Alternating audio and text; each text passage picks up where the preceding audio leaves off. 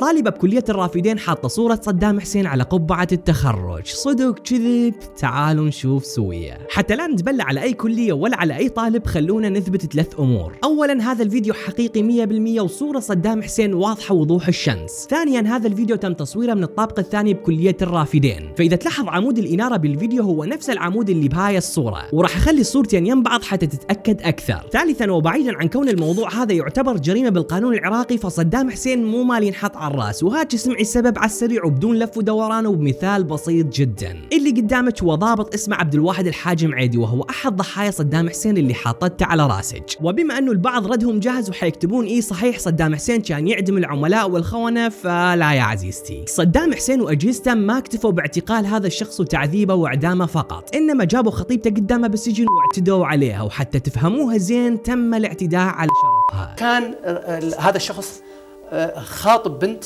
عراقية بعده لم يتزوجها، يجيبوا خطيبته إلى السجن ويفعلوا ما يفعلوا فيها ويذلوه من أجل جره لاعترافته، هو ما عنده شيء، ثم يعدم ويقتل، يقطعوا جسمه قطعة.